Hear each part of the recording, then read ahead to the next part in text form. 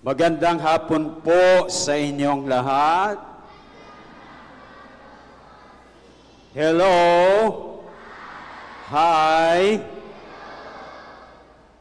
Ang ating Diyos ay may piniling bayan para sa Kanya. Kaya ito ay tinatawag na bayang pinili ng Diyos. O alam ba ninyo yung bayan na yon? Sa lahat ng bayan, may pinili ang Diyos. Anong bayan yon? Israel. Bayang Israel, very good. O yung mga Hudyo. So, ang mga Hudyo ay ang bumubuo ng bayang pinili ng Diyos. Ito ba ay nangangahulugan na dahil sila ay pinili ng Diyos, pinili sila ng Diyos para sila lang ang maliligtas? Sigurado kayo? Tama ho. Kasi kung yung mga Hudyo lang, ay umuwi na tayo, hindi na tayo pala hindi tayo ligtas. Di ba? So, ang lahat ng tao ang nais iligtas ng Diyos. Hudyo o Hentil. Yung ibang tao ay tinatawag na Hentil. So kasama na po tayo doon. O bakit sila pinili ng Diyos? Anong pakay ng Panginoon na sila'y pinili? Sila'y pinili ng Diyos para gawin ang responsibilidad na ipaalam sa lahat ng tao na dapat iisa lang na Diyos ang sasambahin. Di ba isa lang ang Diyos? Pero nung kapanahonang yon, ang mga tao ay nagsasamba ng maraming Diyos. Alam nyo? Maraming Diyos sila. Siyempre, ang tunay na Diyos ay nais i-correct ito. Kaya pinili niya ang bayang Israel para ipaalam sa lahat na dapat iisang Diyos lang ang sasambahin. Amen ba yon? At siyempre, kapag maraming Diyos na sinasamba, ay di marami ring katuruan tungkol sa Diyos. So yung mga katuruan na yon, dahil sa Panginoon, yun ay false gods, mga peke. So, yung mga yon ay hindi totoo. Kaya binigyan ng ikalawang responsibilidad ang mga Hudyo na dahil dito, inihayag ng Panginoon ang katotohanan sa mga propeta. Narinig nyo yon sa Lumang Tipan. Ipinaalam niya ang katotohanan sa pamamagitan ng mga propeta. So ang responsibilidad ng mga Hudyo ay dapat ipangaral ang katotohanan na inihayag niya sa mga propeta. Maliwanag po ba yon? So yun ang dalawang kadahilanan kung bakit ang mga Hudyo ay pinili ng Diyos. Bayang pinili ng Diyos. So dito maliwanag na ang kaligtasan ay hindi lamang sa mga Hudyo, kundi sa lahat. So ang kaligtasan ay magsisimula lang sa mga Hudyo, pero ito ay dadalhin nila sa lahat ng tao. So si Jesus, ang masasabi natin, ay liwanag na nagdadala ng kaligtasan. Kanino? Sa mga Hudyo at mga Hentil. Sa katunayan, ibig sabihin noon sa lahat ng tao. Dahil nung panahon na yon, dalawa lang ang uri ng tao, Hudyo at Hentil. Okay? So ito ang isa sa mga paalaala ng mga pagbasa ngayong dakilang kapistahan. Anong dakilang kapistahan po natin ngayon? Pagpapakita ng Panginoon. Kanino siya nagpakita? Sa 3 pantas. So, kung yan ay isa sa mga aral ng 3 pagbasa, ay titingnan na po natin ngayon ang unang pagbasa. Mula ba saan ang unang pagbasa? Si aklat ni Propeta Isaías. At dahil ito'y propeta, di ba, sabi ko, inihayag ng Lord ang katotohanan sa mga propeta. So dito, inihayag din ang katotohanan na si Jesus ay liwanag na magdadala ng kaligtasan hindi lamang sa mga Hudyo, kundi sa mga Hentil. O, tingnan niyo yung unang pagbasa. Saan doon nasasabi na ang Panginoong Jesus ay magdadala ng kaligtasan sa mga Hudyo? Saan?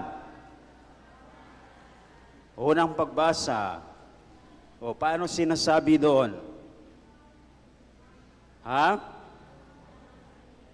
Bumangon ka, Jerusalem. Sino ba yung nakatira sa Jerusalem? Yung mga Hudyo, hindi ba? So bumangon ka, Jerusalem. Parang sinasabi, bumangon kayo mga Hudyo. Nililiwanagan kayo ng kaningningan ng Panginoon. So, ibig sabihin, may isang liwanag na darating sa mga Hudyo na magliliwanag ang kaligtasan sa kanila. Amen ba yun? O, saan naman yung sa mga Hentil? Anong sinasabi ng unang pagbasa? Tumahimik na kayo. Nasasabi dito, sa ningning ng iyong taglay na liwanag, yaong mga bansa, so ito yung mga bansa, no, na hindi mga Hudyo, 10 ng mga hari lalapit na kusa. O may naalaala ba kayo, may mga haring lumapit ng kusa? Very good. Yan ang mamaya sa Ebanghelyo. Okay? So, ganun din ang sinasabi sa ikalawang pagbasa, subalit hindi na po natin talakayin. No? Hahaba tayo. Pupunta na po tayo sa Ebanghelyo. Ayon kanino yung Ebanghelyo? San Mateo. So, sa unang pagbasa, yun ay propesiya. Yung parang hula ni Propeta Isaías. So yung hula, mayroong katuparan. Saan natutupad natin makikita ang katuparan? Sa Ebanghelyo. So mayroong propesiya sa lumang tipan, at ang propesiya roon ay ang katuparan nito ay sa bagong tipan. Ang Ebanghelyo ba ay nasa bagong tipan? Very good. So doon nakita natin yung katuparan ng propesiya ni Isaiah. O saan doon sa Ebanghelyo ang katuparan ng propesiya ni Propeta Isaías na si Jesus ay magdadala ng kaligtasan sa mga Hudyo?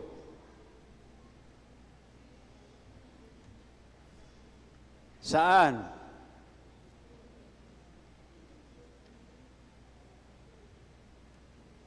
Sino ba yung liwanag? Si Jesus. So, ang nasasabi dito sa Ebanghelyo, si Jesus ay ipinanganak sa Bethlehem ng Judea. So doon lumitaw ang liwanag na si Jesus. Ipinanganak siya sa Bethlehem ng Judea. So ito ang katuparan ng sinasabi ni Isaías sa unang pagbasa. O yung ikalawa naman, saan yung katuparan ng propesiya ni Isaías na si Jesus ay magdadala ng kaligtasan sa mga hentil?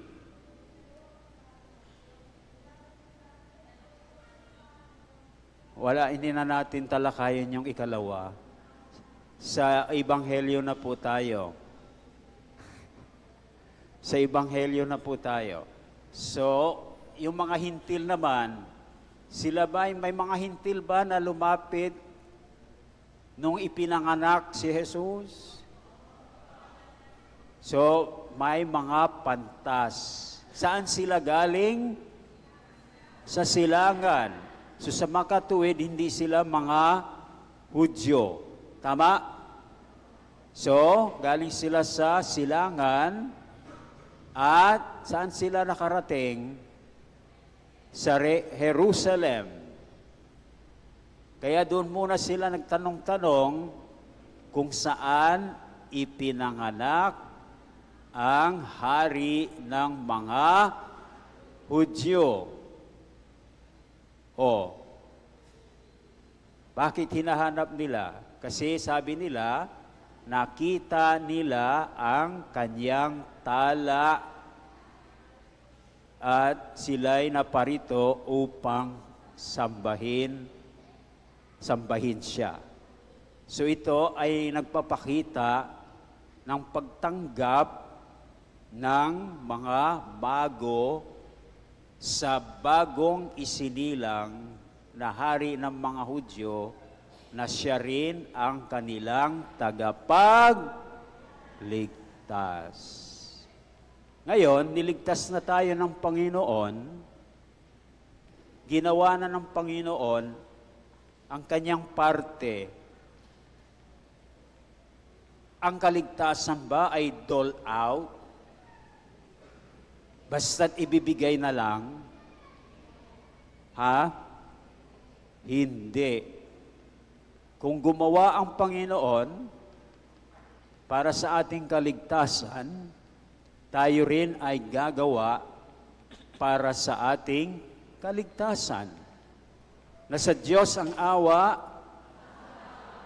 yun yun. Gumawa tayo para magkaroon po tayo ng awa mula sa Diyos. Okay? So ano yung parte natin na dapat nating gawin para mapasa atin ang kaligtasan? Okay?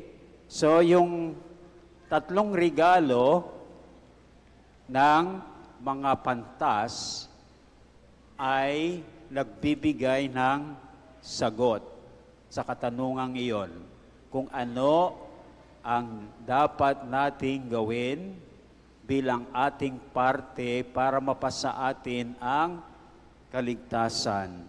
Ano ba yung mga regalo? Ginto, kamanyang, mira. So yung ginto, usually ang ginto ginagawang korona ng mga hari. Hindi po ba? So, tinatanggap sa pamamagitan ng regalong yon, tinatanggap ng tatlong mago na si Jesus ay hari na dapat nilang sundin ang kanyang kalooban. Amen? Pwede ba yung instruction ko noon, magpapagitan dito yung mga magulang dahil magulo dito yung mga bata. Pwede bang puntahan nyo? Pagitnaan nyo yung mga bata. Come on, sige na. Kasi magulo eh. Hindi nakikinig.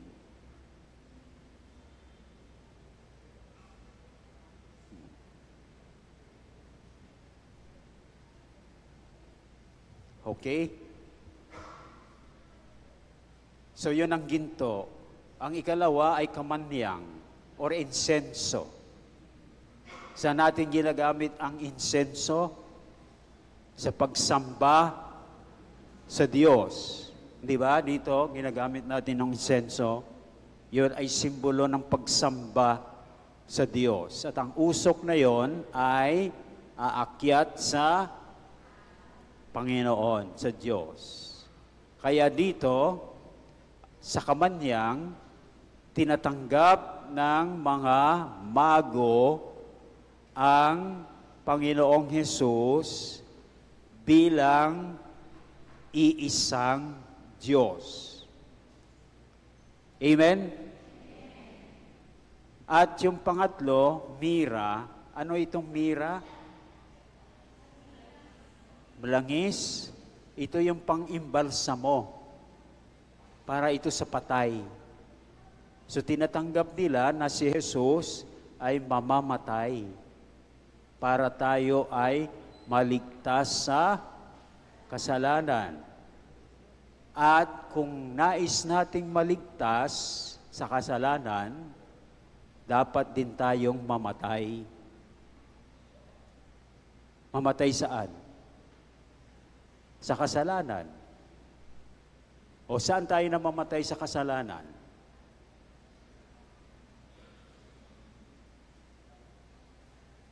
Papasok tayo dun sa mausoleo. Saan yun? Kumpisalan. O, doon namamatay yung kasalanan, no? Dahil sa kumpisal, tinatanggap natin yung ating mga kasalanan at tayo ay pinatatawad ng Diyos. At paglabas natin diyan sa confessional, yun ay parang muling pagkabuhay natin. Kaya tuwing kayo ay nangungumpisal, kayo ay namamatay sa kasalanan, at kayo ay muling nabuhay na mga bagong anak muli ng Diyos. Kaya dito, ang gagawin natin para mapasa atin ang kaligtasan ng kaligtasan o ang gagawin natin ang ating parte para mapasa atin ang kaligtasan, una, anong gagawin natin? Sundin natin ang kalooban ng Diyos. Tama ba yun? Para tayo maligtas, sundin natin ang kalooban ng Diyos. Saan natin makikita ang kalooban ng Diyos? 10 utos. At siyempre sa Biblia, no? Basahin yung Biblia, nandyan yung kalooban ng Diyos. Pangalawa, sambahin natin ang iisang Diyos. Tama? Huwag tayong magkaroon ng ibang Diyos-Diyosan, no? Gaya ng nangyari, no? Na ayun ni Lord ng mga Diyos-Diyosan, kaya binigyan ng responsibilidad yung mga Hudyo, no? Na ipaalam sa mga tao, dapat may iisa lang na Diyos. O paano ba tayo? Pwede ba tayo magkaroon ng ibang Diyos?